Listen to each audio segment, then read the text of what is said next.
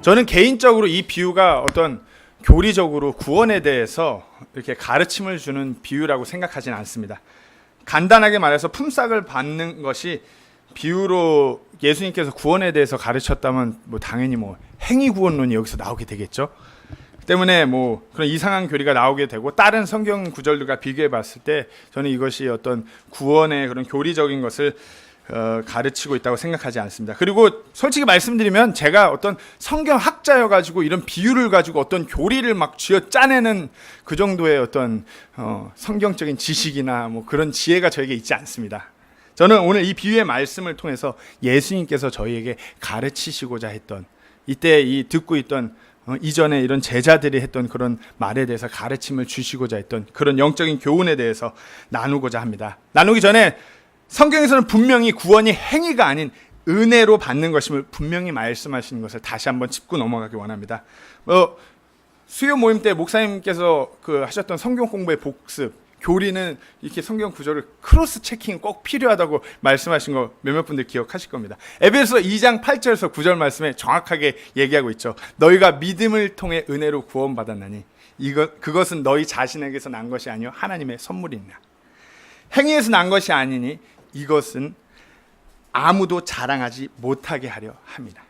디도서 3장 5절에 7절에 그분께서 우리를 구원하시되 우리가 행한 의로운 행위로 하지 아니하고 오직 자신의 긍휼에 따라 다시 태어남의 씻음과 성령님의 새롭게 하심으로 하셨고, 또 우리의 구원자 예수 그리스도를 통하여 우리에게 그 성령님을 풍성히 부어주셨으니 이것은 우리가 그분의 은혜로 의롭게 되어 영원한 생명의 소망에 따라 상속자가 되게 하려 하십니다.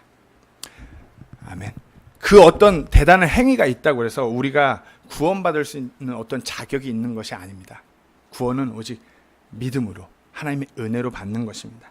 우리가 하나님의 은혜라고 말하면서 감사할 수 있는 것은 자격 없는 우리에게 하나님께서 그 구원을, 은혜를 선물로 주셨기 때문입니다. 오늘 이 비유 하나님의 말씀을 통해서 자격 없는 품꾼들이라는 주제로 말씀을 나누기 원합니다. 잠시 기도하시겠습니다. 사랑의 하나님 아버지, 고맙고 감사합니다. 아버지, 아무 자격도 없고 정말 내세울 것이 아무것도 없는 이 완악한 죄인들을 사랑하시사 독생자 예수 그리스도를 이 땅에 보내주셔서 그 십자가에서 흘리신 보혈의 공로로 말미암아 아버지, 저희가 하나님 아버지의 자녀라 불릴 수 있는 그 특권으로 인하여서 다시 한번 감사드립니다. 또한 이렇게 저희가 아버지 안에서 그 예수님의 몸된 교회를 이루며 아버지를 높여 찬양하고 아버지를 더욱더 높이 예배할 수 있는 이 특권이 얼마나 귀한지요. 아버지, 이 시간 부족한 종이 하나님 아버지의 말씀을 전합니다. 아버지, 종의 입술을 붙들어 주시고 듣는 모든 이들의 귀 또한 열어주길 간절히 부탁드리며 예수님의 이름으로 간절히 기도하였습니다. 아멘. 오랜만에 했으니까 더 떨리네요. 농구 신인 드래프트나 어떤 축구 신인 드래프트, 그 신인 대학교에서 올라온 신인 선수를 지명하는 그런 드래프트 현장을 어디 뉴스나 신문을 보신 분들 계신가요? 농구는 보통 50명 가량이 매해 드래프트를 해서 이제 신인 선수, 대학교에서 올라온 친구들 대부분이고, 아니면 일반인으로 이렇게 참가한, 아니면 해외에서 온 교포들 이렇게 한 50명 정도. 축구는 몇 명인지 아세요? 축구는 약 500명 가량 드래프트에 참가해요. 공통점이 있는데 그게 뭐냐면은 드래프트가 끝나고 나면 그 안은 아주 눈물 바다가 돼요. 제가 축구 드래프트는 본 적이 없어서 또 500명이 얼마나 그게 크겠어요. 근데 농구 드래프트를 봐서 그걸 좀 말씀드리면 보통 50명이 매해 드래프트에 참가해요.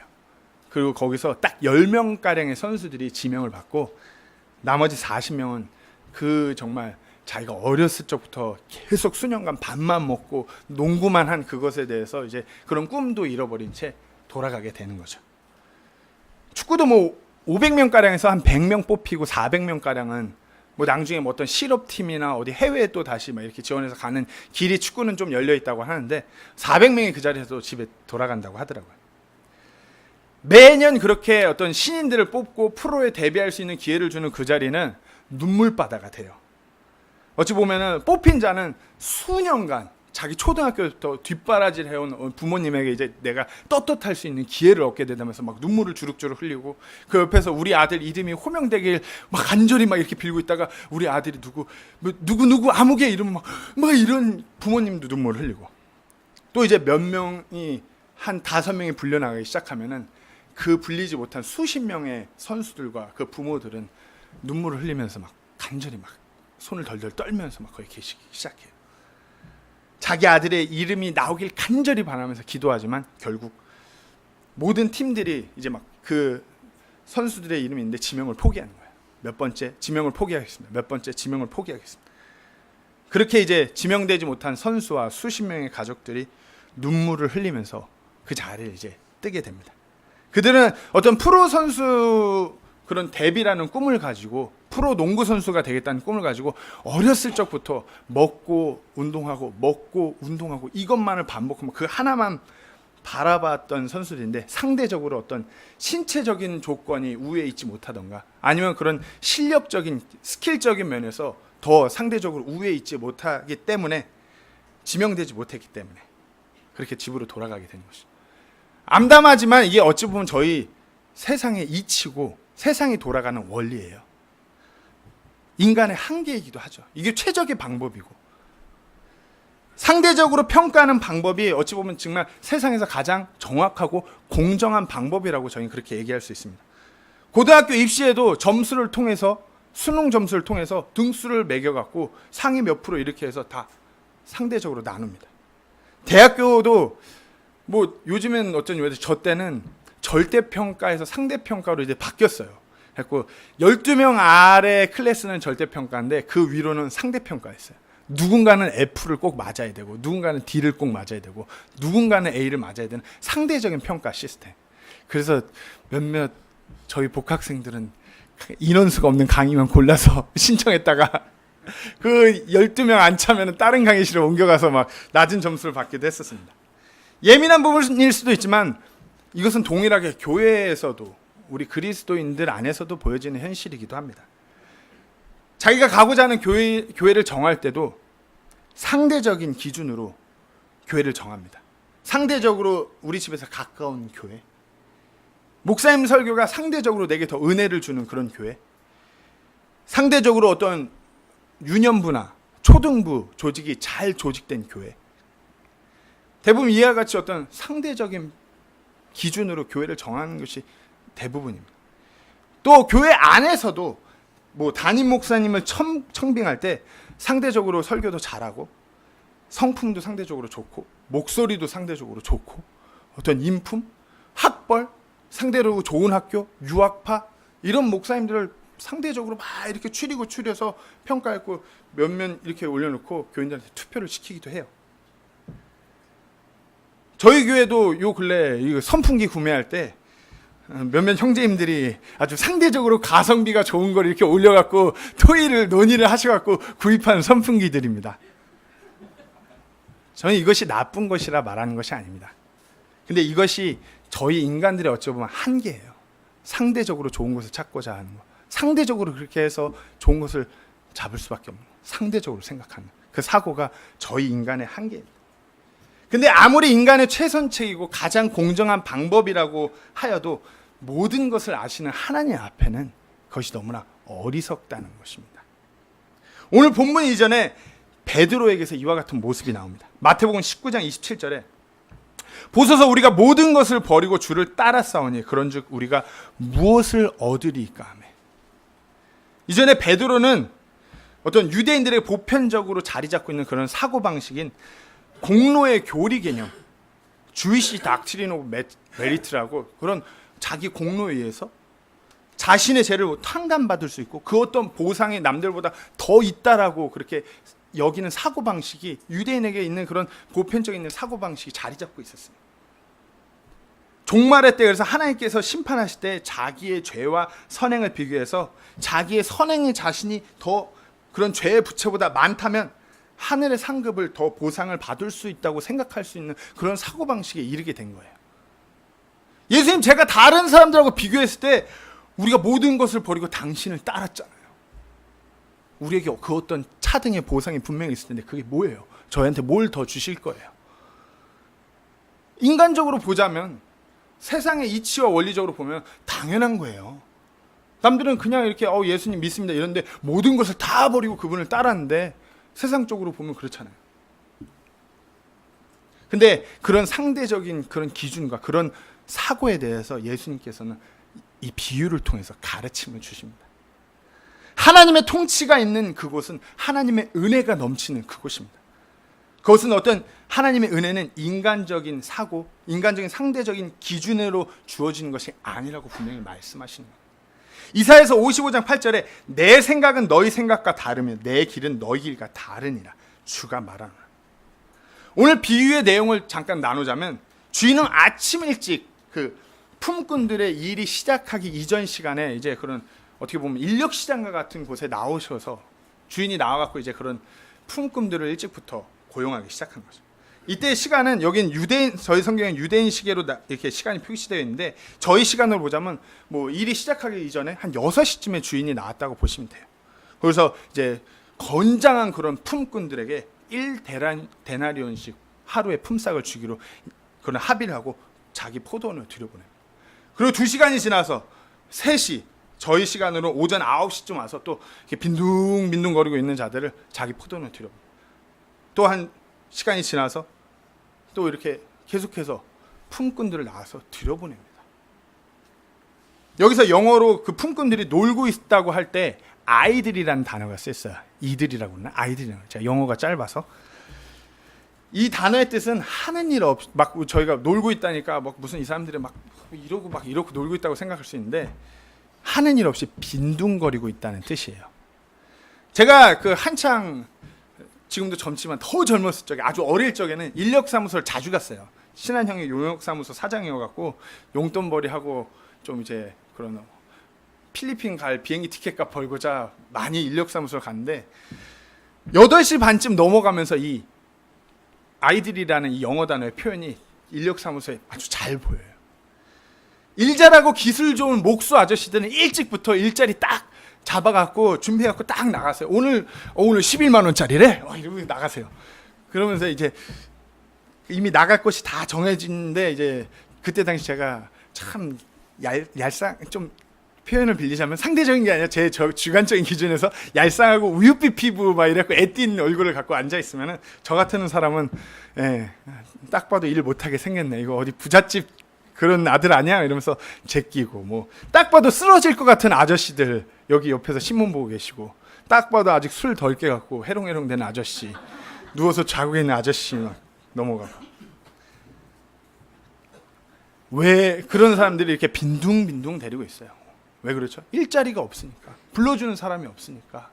딱 봐도 인력사무소 사장 형이 봤을 때, 자기가 보냈을 때 이거 욕먹을 것 같은 사람들이니까. 우리 교회에서 보자면 어디 장원 형제, 정원 형제, 뭐 원표 형제는 분명히 일찍부터 오늘 이 첫 품꾼들처럼 일찍 나갈 거예요.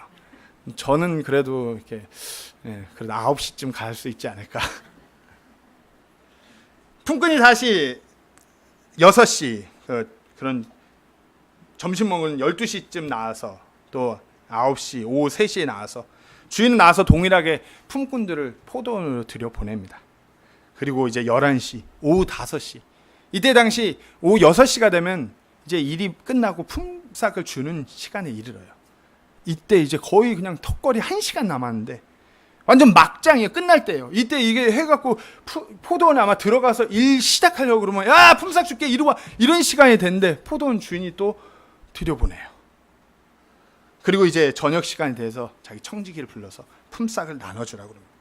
처음 온 자가 아니라 마지막 온 자부터 처음 온 자까지 순서대로 나눠주라 합니다. 제일 늦게 뭐 거의 와서 아무것도 한 일도 없이 그냥 발도장 찍고 가는 이런 품꾼들이 이제 품삯을 처음으로 먼저 받게 되는 거죠. 근데 받는 금액이 처음 온 자들하고 약속한, 이때 당시 유대인들의 그런 품꾼들에게 하루를 정말 가족들을 부양할 수 있는 그 품삯인 1데나리온을 그 늦게 온 자들에게 주는 거예요. 그리고 순서대로 계속해서 각각 1데나리온씩 받는 거예요. 그러니까 이제 처음 온 품꾼들이 이제 쟤 막장에 와서 1데나리온 받았어. 야, 우리는 분명히 야, 못해도 2데나리온 아니면 1.5는 이상은 받을 거야. 아마 이제 장원 형제나 뭐 이런 원표 형제 같은 품꾼들은 야, 이거 보너스 더 생긴데 이러면 이따가 자매랑 더 맛있는 거 좋은 거 할 수 있는 그런 기대에 부푸는 거죠. 보너스가 생기니까. 근데 이제 받으니까 웬걸 쟤랑 똑같은 1데나리온을 주는 거예요. 기가 차는 거예요. 내가 제일 먼저 와갖고 더위에서 짐을 날려도 내가 제일 많이 날렸고 땡볕에 서서 힘든 걸 해도 내가 제일 많이 했는데 나한테 고작 1데나리온이, 저기 그냥 와서 발도장 짓고 가는데도 1데나리온 받는데 이게 말이나 되냐고요. 그러면서 이제 막 주인에게 언상을 높여서 투덜투덜 하는 거예요. 어떻게 마지막에 온 저자들은 그냥 날로 1데나리온 받는데 우리한테 똑같이 1데나리온 줄 수 있냐고요. 주인이 정확하게 말합니다. 내가 당신들이 포도원에 들어오기 전에 들어올 때 1데나리온 주기로 합의한 거 맞지 않느냐? 그렇지 않은가? 내가 잘못한 건가? 내가 약속한 금액을 뭐 반으로 잘라준 것도 아니지 않는가? 이제 품삯 받았으니까 그만들 가시게. 내가 내 돈 가지고 내 포도원에서 내 맘대로 일 시키겠다는데 그게 법에 어긋나는 건가? 내가 분명 늦게까지 고용이 안 된 이 사람들, 누가 봐도 세상에서 봤을 때 고용 안 될 것 같은 사람, 누군가는 뭐 팔이 없는 사람이 있을 수도 있고, 누군가는 절름발일 수도 있고, 누군가는 어떤 신체적인 핸디캡, 정말 어떤 그런 육체적인 그런 문제, 그런 것들로 인해서 정말 가족들을 부양해야 되는 간절한 마음으로 그 시간까지 그렇게 막 그런 인력 시장에서 빈둥거리고 간절한 마음을 애태우는 이 사람들한테 내가 일자리를 줘서 품삯을 주는 그런 선한 행위를 한 것이 자네가 보기에 악한가?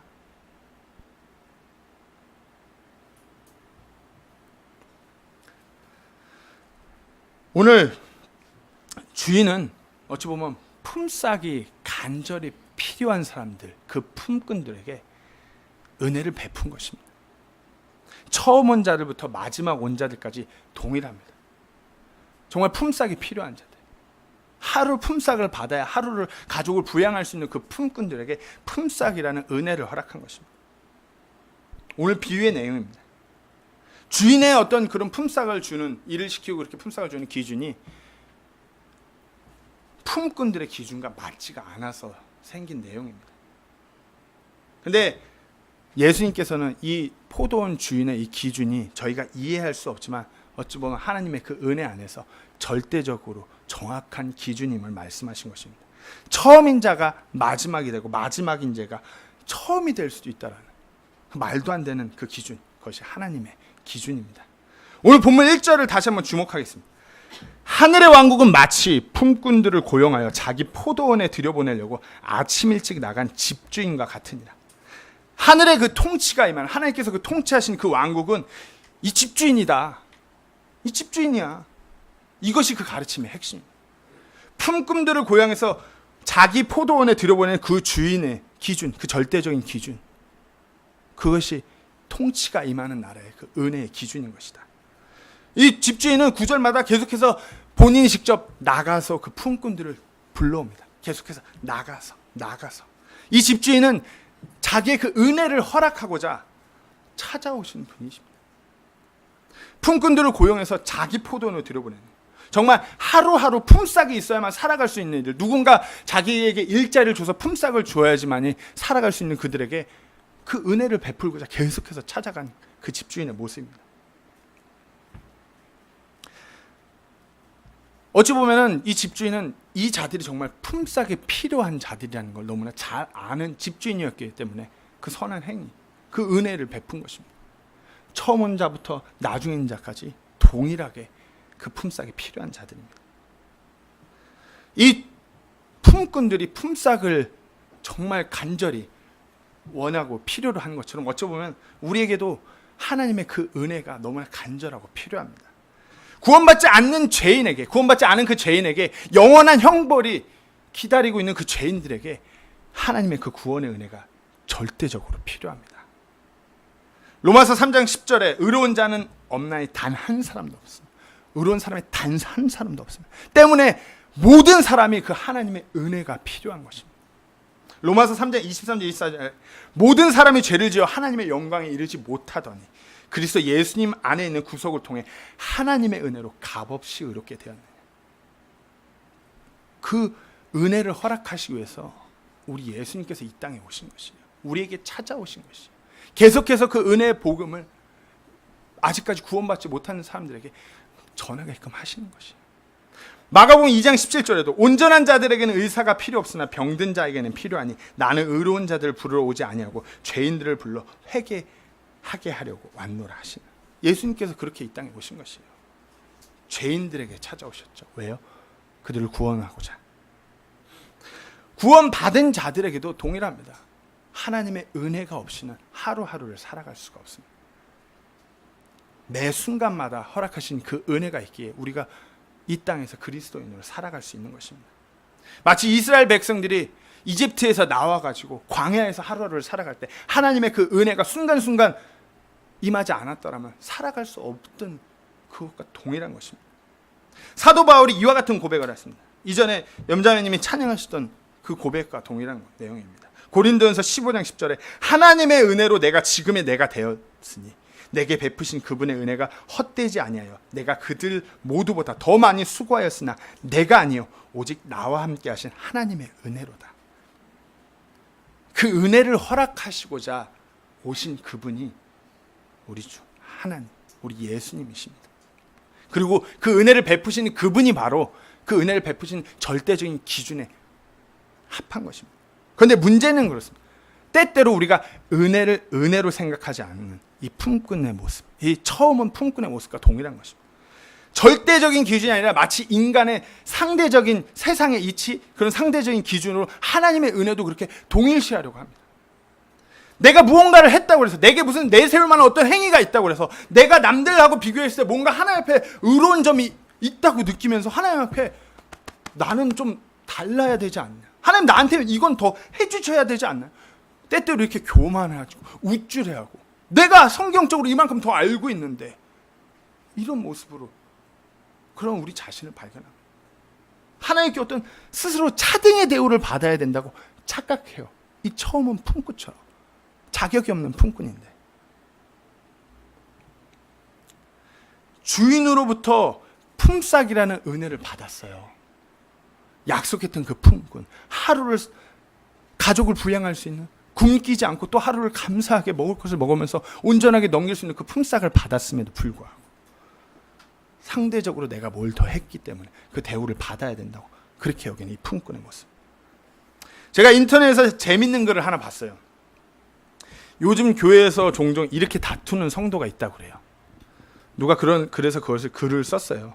근데 이게 뭐 아마 장로교회인 것 같아요. 그래서 제가 말을 좀 저희 침례교회로 이렇게 그런 단어들이나 이런 걸 바꿔서 오해하지 마세요. 저희 독립침례교회 안에서 이런 케이스 없어요. 예. 어느 교회에서 생활할 때 경험한 것을 쓴 글이었습니다. 교회에서 집사님 한 분이 교회 온 지 얼마 되지 않은 성도와 언성을 높이면서 막 싸우는 거예요. 내가 이 교회에서 마신 포도즙이 몇 잔인 줄 알아? 너는 침례받은 지 채 2년도 안 됐잖아. 네가 여태까지 마신 모든 포도즙 다 따라도 바카스 한 병도 안 돼. 이거 왜 이래? 이거 어디 바카스 한 병도 안 되면서 나한테 이래라 저래라 막 이렇게 언성을 높이면서 싸우는 거를 본 그것을 글을 썼더라고요. 혹시 우리 안에 이런 모습 있지 않나요? 나는 구원받은 지 30년이 넘었어. 내가 이 독립침례교회 생활만 벌써 20년이 넘었어. 왜 이래? 내가 이 교회 개척 멤버야. 또 어디서 소리를 높여? 이와 같이 어리석고 자격 없고 하나님의 은혜를 잊은 자의 모습으로 우리가 혹시 살고 있지는 않은가요? 하나님은 이와 같이 하나님의 은혜를 잊은 자들에게 이 비유를 통해서 가르침을 주셨습니다. 먼저 우리가 마지막에 된 그 첫 품꾼에 대해서 한번 나눠보기 원합니다. 먼저 이 마지막이 된 첫 품꾼은 그 안에 감사함이 없었습니다. 그런 주인의 은혜에 대한 감사한 마음이 있질 않았어요. 처음 포도원에 들어온 품꾼은 분명 주인이 그들에게 정당한 하루 품삯을 약속했고 그것을 주셨어요. 그대로 이행했어요. 그래서 이제 정말 하루를 연명할 수 있게 되는데 그것에 대한 감사가 없었어요. 생각해보세요. 아무리 일 잘하고 듬직하고 힘 잘 쓸 것 같은 이런 품꾼이라도 누군가가 이 품꾼들을 고용해서 일을 시켜 품삯을 주지 않는다면 하루 공치면 가족들이랑 함께 손가락 빠는 거예요. 근데 그렇게 불러다가 일을 시켜주는 그 은혜는 전혀 감사하지 않고 뭐 자기 더한 것만 생각하는 거예요. 인간적인 그 상대적인 기준으로 감사한 은혜를 받았음에도 불구하고 내게 당연히 더 줘야 하는 걸로 감사가 없는 모습입니다. 로마서 4장 4절에서 이런 것을 정확하게 얘기하고 있어요. 이제 일하는 자는 품삯을 은혜로 여기지 아니하고 빛으로 여기거니와. 품삯을 받은 것이 당연히 은혜인 것인데 그것을 은혜로 여기면서 감사하지 아니하고 내가 일한 것을 당연히 주인이 이 정도 내가 책정해서 요만큼 금액을 줘야 하는 어떤 빚으로 생각하는 거예요. 어이가 없죠. 그리고 또 이 처음 온 품꾼은 긍휼히 여김이 없는 자였어요. 처음 온 품꾼은 또한 다른 이들을 어떻게 불쌍히 여길 줄 모르는 자들이에요. 생각해 보세요. 매일같이 그런 인력 시장에 나와서 일자리에 나가고자 그렇게 품꾼 나와요. 그리고 매일같이 보는 사람들이에요. 제가 인력사무소 다닐 때도 맨날 보는 그 아저씨들이에요. 맨날 보는 이 목수 아저씨, 맨날 야 너 나랑 나가자, 야 너 야 나랑 나가면 재밌잖아, 그치? 막 이러면서 내가 빵 하나 더 줄게. 막. 맨날 보는 아저씨들. 보면은 이제 품꾼들도 쟤 오늘 고용 되겠어? 아유 또 아직도 몸이 저 모양이네. 아유 막 이런 품꾼들 맨날 봐요. 진짜 일할 수 없는 자들이 뒤늦게 와서 일하는 걸 보게 되면 어찌 보면 그래도 저 친구 오늘 가족들은 굶지 않겠네. 저 친구 가족들은 오늘 배불리 하루 보낼 수 있겠네. 그렇게 생각할 수 있잖아요. 매일 보는 어찌 보면 그런 그 상황을 아는 그런 품꾼일 텐데 그 간절함을 아는데 근데 주인 앞에서 그들과 비교해서 어떻게 나한테 이럴 수 있냐. 자기 자신만 생각해요. 그러니까 주인이 그러죠. 내 것 가지고 내 뜻대로 하는 게 법에 어긋나는 거냐고. 내가 선하게 이들한테 이렇게 대하는 이렇게 선한 은혜를 이들에게 베푸는 게 네 눈에 악해 보이냐고. 이런 모습은 탕자의 비유에서도 볼 수 있죠. 그 탕자의 형의 모습이죠. 똑같아요. 하는 모습이. 아버지의 마음으로 아버지의 그 은혜로는 잃어버렸던 아들이 돌아오니까 얼마나 기뻐요. 잘 먹이고 잘 입히고 다시 자기 아들로 그렇게 회복시키고 싶은데 그 형은 아버지 어떻게 저한테 이럴 수 있어요? 내가 아버지 밑에서 수년간 아버지 말 한 번도 그렇게 거역한 적 없고 아버지를 잘 섬기면서 아버지 뜻에 따라서 그렇게 했는데 내가 내 친구다고 놀라고는 염소 한 마리도 안 잡아주면서 야 아버지 재산 다 탕진하고서 그렇게 놀다가 귀여운 이 더러운 이 동생한테는 이렇게 해요. 어떻게 이럴 수 있어요? 자기 동생인데 자기 하나밖에 없는 피부치 동생이 그 고생을 하면서 왔는데 형이라고 있는 게 그런 얘기를 하는 거예요. 내 동생이 살아서 돌아왔는데 아버지와 함께 기뻐하는 것이 아니라 어떻게 얘한테 이럴 수 있어? 나는 이거밖에 안 해주면서. 분명 상대적으로 보면 세상적인 이치로 보면 아버지가 형한테 더 잘해줘야 되는 게 맞겠죠. 세상의 기준은 그래요. 인간적인 그런 상대적인 기준은 그런데 어떤 하나님의 그 절대적인 기준은 그렇지 않다라는 것이에요. 매일 일태로 불려가기 전 그렇게 그 어려운 상황에 놓인 그 품꾼들을 보면서 그럼 분명히 그것을 알매도 불구하고 내 자신의 그런 이익 앞에서 내 자신의 것을 취하는 것 앞에서 그렇게 돌변하는 모습입니다. 때때로 우리 안에도 이와 같은 모습이 분명히 있다라는 것이죠. 내 자신의 어떤 유익이 걸리지 않아서 참 보기 좋아요. 선해요. 막 이래요. 근데 결정적인 순간에 내 이익이 내가 취할 수 있는 것이 눈앞에 있다라면 내가 더 불쌍히 여겨야 되는 사람이 있음에도 불구하고 밟고 일어서려고 하는 세상의 이치, 어떤 경쟁의 구도, 그래요. 처음 온 품꾼은 또한 자격 없는 자였어요. 이건 모든 품꾼에게 동일해요. 자격이 없는 자였어요. 오늘 고용된 모든 품꾼들은 자격이 없는 자예요. 무자격자들이에요. 어떤 일할 수 있는 자격, 어떤 무슨 자격증 라이센스가 있어서 원서 넣어갖고 면접 받고 이렇게 들어온 게 아니라 주인이 그냥 너 들어와 이렇게 해준 거예요. 가장 먼저 온 품꾼들이 무슨 그런 거나 있었어요. 그냥 주인 들어오라니까 1데나리온 줄게 오늘 이래 그러니까 아유 감사합니다 이러고 뛰어 들어간 거죠. 주인이 그 필요를 알고 품삯을 주겠다고 포도원에 들여보낸 것이요. 주인이 허락한 은혜예요. 근데 그런 자기가 자격도 없는데 주인께서 허락한 것을 잊고서 난 저들보다 더 받아야 돼요. 자기가 받은 그 은혜를 잊어버리고 무자격자인 것을 잃어버린 것이에요. 그리고 언성을 높이는 어리석은 품꾼. 이 어리석은 그 무자격자인 이 품꾼의 모습이 우리의 모습이에요. 때때로 우리가 이렇게 하나님의 은혜를 잊어버려요. 십자가의 은혜를 생각해 보세요. 예수님의 그 은혜를 생각해 보세요. 아무 자격도 없는 우리를 위해서 십자가에 못 박혀서 그 모진 고통, 그 피를 흘리시면서 우리를 위하여 그 죄값을 치르셨어요. 아무 자격도 없는 우리를 위해서. 벌레만도 못한 죄인이에요. 근데 그런 무자격자가 예수님의 그 은혜로 인하여서 하나님의 자녀가 되었어요. 우리에게 영존하는 그 생명을 허락하신 그 은혜. 우리가 때때로 그것을 잊고 살아요. 우리가 무자격자인데 전혀 생각하지 못해요. 내가 그렇게 무자격자인데 은혜로 이렇게 서 있는 거는 사도 바울의 고백과 같은 그와 같은 고백은 안중에도 없고 내가 지금 서 있었고 내가 여기서 어떤 그런 뭔가를 더 취해야 되는 그런 입장만 생각하는 그런 이 처음 온 품꾼의 모습으로 세상에서 서 있어요. 우리 삶을 돌아보건대 그 어느 누구도 구원받을 만한 자격이 있는 사람은 없어요. 우리가 정말 구원받은 자라면 그 은혜로 말미암아 늘 감사하고 감격하고 하나님을 위한 삶, 하나님께 영광 돌리는 그 삶, 하나님께서 원하시는 그 일을 감당하는 삶을 살아야 하는 것이 마땅한 것입니다. 자신이 무자격자라는 그 놀라운 은혜를 잊어버렸기 때문에 상대적인 기준으로, 세상적인 이치로 때때로 그렇기 때문에 교회에 와서 정말 갑자기 막 누가 봐도 손가락질 받을 만한, 세상에서 손가락질 받고 행색이 막 이렇고 막 이런 사람들이 와서 쉽게 은혜 받고 막 눈물을 흘리면서 그러면 아이고 저 뭐야 저 너무 쉽게 은혜 받는 거 아니야? 너무 저렇게 구원받는 게 쉬운 거 아니야?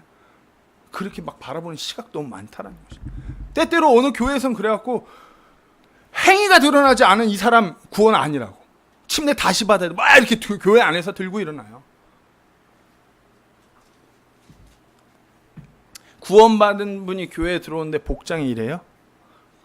구원받은 사람이 이런 성경 구절도 몰라요? 구원받은 거 맞아요?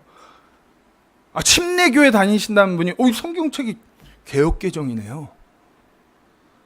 형제님 설교 그 정도밖에 못 하시네요. 다른 교회 말씀 전하는 형제님 은사가 너무 뛰어나시네. 이 자매는 교회에서 잠잠하라는데 어디서 언성을 높여 자매가. 아까 그 바카스 타령하는 성도랑 틀릴 게 뭐가 있나요?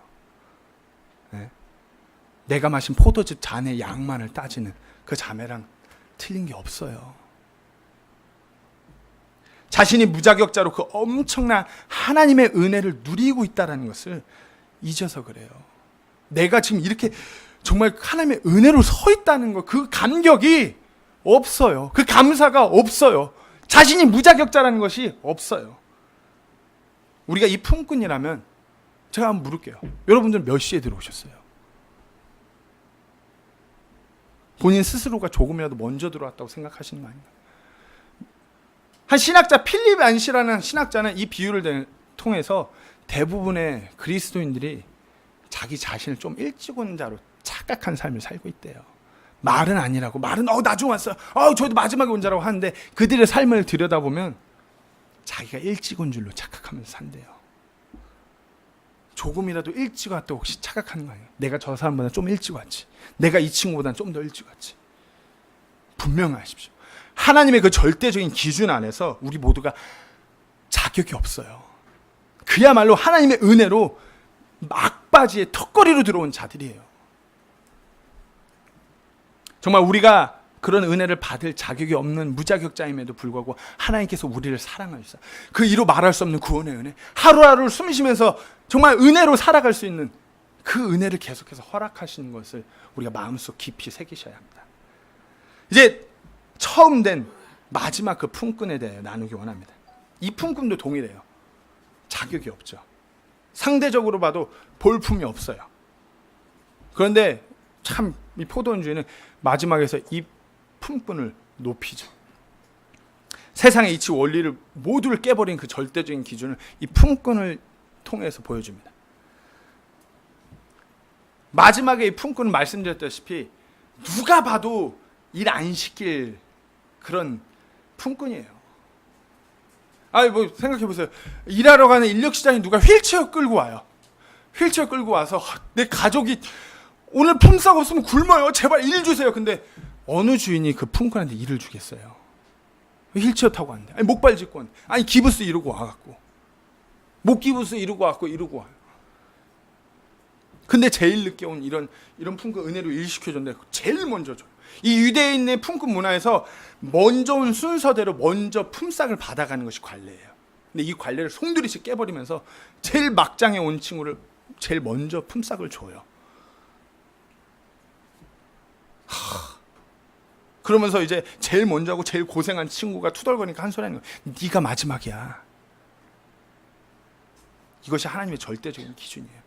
오늘 본문 말씀 16절에 이와 같이 마지막인 자가 처음이 되고 처음인 자가 마지막이 되리니 부름받은 자는 많으나 선정된 자는 적으니라 하시는. 예수님께서 이 마지막에 세상의 이치와 원리로 봤을 때 상대적으로 아무것도 할 수 없는 이 사람을 높이시겠다는 그런 가르침입니다. 때때로 이 상대적인 기준으로 자기 자신을 높이는 사람들도 있겠지만 실제로 그런 사람보다 상대적인 기준에서 자기 자신을 막 보잘것없이 생각하고 자기 자신을 나락으로 떨어뜨리고 낙심하고 포기하고 빌빌 기는 그런 뒤에서 따라오는 사람들이 그런 삶을 살아가는 사람이 너무나 많다는 것이에요. 낙심하고 포기하고 그냥 아유 나는 저런 형제님들 같이 저런 자매님들 같이 아니야 난 뭐 보잘것이 없어 이렇게 뒤쳐져만 가는 크리스찬들이 너무나 많다라는 것이에요.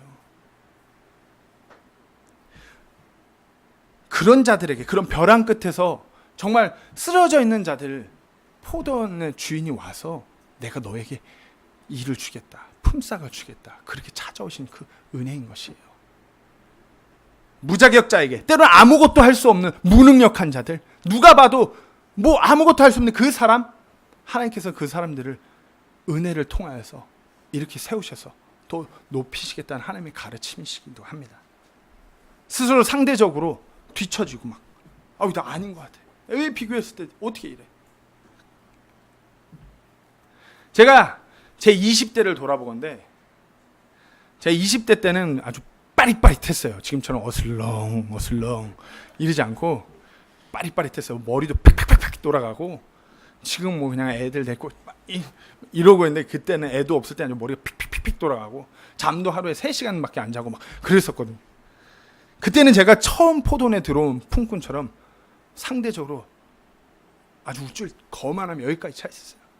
그때 당시 제가 필리핀에서 제가 조그맣게 사업을 혼자 하면서 선교지를 이끌고 왔어요. 그러니까 모든 선교사님들이 어떻게 주의 종이라면서 저거밖에 못해. 헌신하려면은 올인해야지 뭐야. 좋은 집에서 막 저는 저희 와이프랑 첫 신혼집이 제가 이렇게 지은 첫 신혼집이 바나나 잎으로 덮은 집이어갖고 스콜 오면은 자고 있다가 막 비 와요 집에서. 막 이렇게 헌신해야지. 뭐 하는 거야 주의 종이라면서.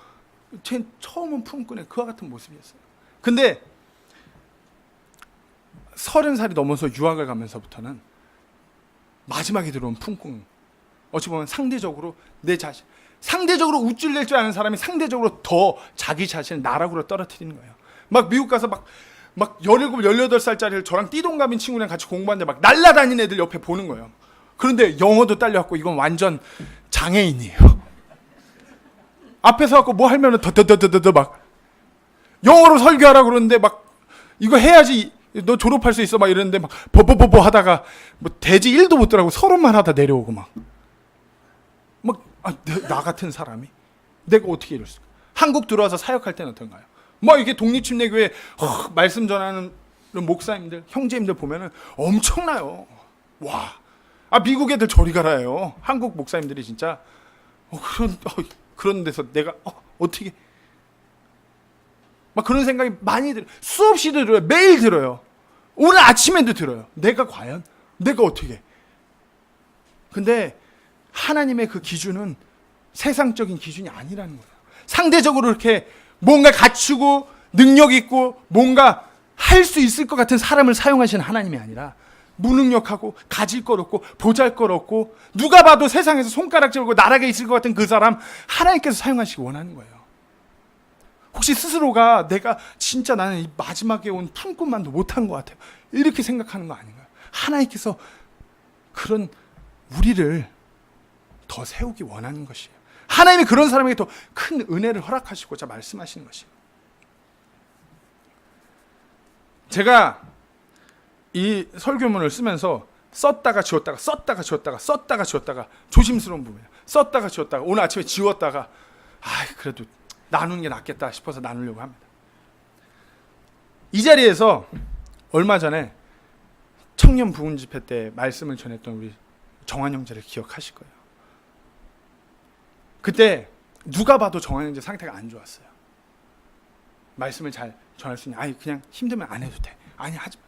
누가 봐도 정한 형제 너무 힘들어하니까 다 괜찮아 안 해도 돼.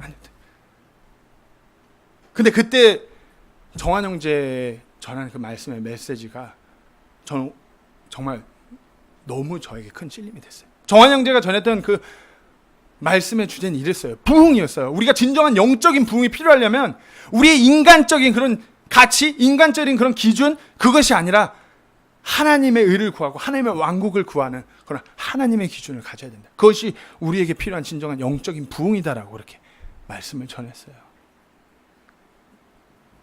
누가 봐도 막 그 자리에서 봐도 힘들어 보였어요. 제가 한 두어 번, 몇 번 더 본 적이 있는데 마이크를 막 이렇게 들었다 놨다, 페이지를 앞으로 갔다 뒤로 갔다. 근데 거기 그 자리에 계시던 모든 분들 공감하실 거예요. 그때 정한 형제가 전한 그 말씀에 찔리면 그 자리에서 뿐만 아니라 매일 하루하루를 지나가다가 정한 형제가 떠올리면 그 말씀이 떠올리면 제게 찔림이 되는 거예요. 부끄러운 거예요. 내가 나중은 자라고 내가 보잘것없다 상대적으로 나를 막 이렇게 하는데 정한 형제를 떠올리면 정한 형제가 그런 기준이 아니라 하나님의 기준으로 우리가 세상을 바라봤을 때 그 은혜 입은 것을 생각했을 때 영적인 부흥이 온다라는 그 메시지를 생각할 때 다시 힘을 얻는 거예요. 웬 말인가 날 위하라는 찬송을 잘 아실 겁니다. 아이작 와츠 목사님께서 작사하신 찬송이고, 이 찬송가의 일화로는 우리가 그 페니 크루스비라는 그런 유명한 맹인 작사가, 그분이 이 찬양의 마지막 소절을 듣고 정말 내가 이 몸밖에 드릴 것이 없으니 이 몸을 드리겠습니다, 이 고백에서 마음에 찔림이 돼서 그때 예수를 만나고 자신의 삶을 헌신했다는 그 찬송의 가사입니다. 웬 말인가 날 위하여 주 돌아가셨나, 이 벌레 같은 날 위해 큰 해 받으셨나, 내 지은 죄 다 지시고 못 박히셨으니 웬 말인가 웬 은혜인가 그 사랑 크셔라. 주 십자가 못 박힐 때 저 해도 빛 잃고 그 밝은 빛 가려져서 캄캄케 되었네. 나 십자가 대할 때 그 일이 고마워 내 얼굴 감히 못 들고 눈물 흘리도다. 늘 울어도 눈물로써 못 갚을 줄 알아 몸밖에 드릴 것 없어 이 몸 바칩니다. 미국에서 1800년대 영적 그런 대부흥이 일어날 때 많은 찬송가 그런 작사가들이 이와 같은 고백을 했어요. 우리 같은 무자격자, 우리 같은 은혜를 누릴 수 없는 자들에게 하나님께서 은혜를 허락하신 것이, 그 십자가의 은혜를 허락하신 것이 얼마나 감사한 일이고 감격할 일이고, 근데 우리가 생각했을 때 드릴 것이 아무것도 없습니다. 그래 이 내 짧은 삶이라도 아버지께 드리겠습니다. 이와 같은 고백의 찬송이 너무나 많이 퍼졌어요. 근데 요즘 나오는 찬양에서 이런 가사를 보기가 힘들어요. 예수 나를 위하여 나 같은 죄인 살리신 하나님의 은혜로, 이와 같은 고백이 우리 안에서 넘쳐야 되는데 내가 무자격자임을 자꾸 잊어요. 내가 은혜를 받을 만한 그 어떠한 것도 없는데, 그런데 하나님께서 사랑하시고 은혜를 주셨다는 그 사실을 망각해요. 하나님의 기준에서는 내가 무자격자이고 은혜를 받을 만한 그 자격이 없는 자임을 깨닫고 하나님 아버지 앞에 서는 그 사람이 처음 된 자요, 하나님께서 세우시는 사람인 것을 저희가 분명하시, 그것이 하나님의 놀라운 은혜요, 그 은혜의 기준인 것입니다. 고린도전서 1장 27절 29절에 사도 바울이 이와 같이 말하였습니다. 그러나 하나님께서 지혜로운 자들을 당황하게 하려고 세상의 어리석은 것들을 택하시고 하나님께서 강한 것들을 당황하게 하려고 세상의 약한 것들을 택하시며 하나님께서 있는 것들을 쓸모없게 하려고 세상의 천한 것들과 멸시받는 것들을 택하시고 참으로 없는 것들을 택하셨나니 이것은 어떤 육체도 자신 앞에서 자랑하지 못하게 하려 하십니다. 왜 자꾸만 교회가 세상적인 이치로 무슨 엘리트 집단으로 되어야만 교회가 부흥하고 이런 걸로 그렇게 다들 그렇게 생각해요. 근데 그렇지 않아요. 교회 안에 정말 세상에서 손가락질 받는 사람들이 예수님 만나고서 변화돼 갖고 말씀 안에 거하면서 말씀의 그 진리를 깨닫고 그 안에서 기뻐할 때 정말 하나님 기준에서 하나님께서 원하는 그 교회로 세워지는 것이에요. 사도 바울은 그 절대적인 그 기준의 하나님의 은혜에 대해서 고백하였습니다. 이 구절을 읽고 오늘 말씀을 마치도록 하겠습니다.